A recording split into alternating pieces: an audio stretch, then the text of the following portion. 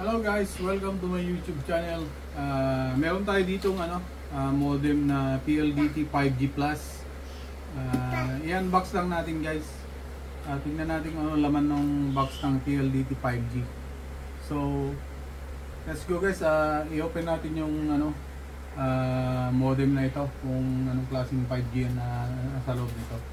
So, don't forget to subscribe. Edskid Actor pala mga boss. Paki-like and share ang aking mga videos. Let's do it. Ito guys, tanggalin natin sealed kasi ito.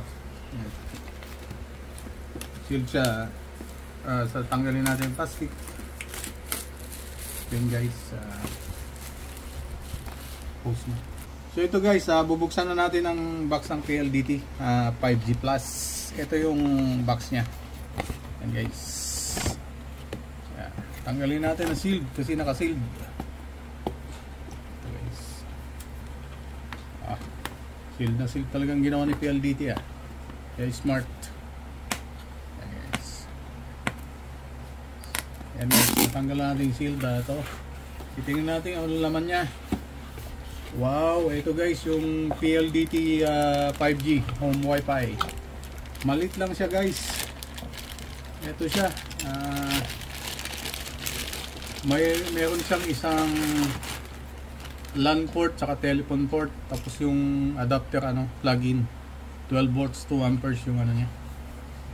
Ito guys, may mga butas-butas siya, may fan sa loob dito guys, may fan.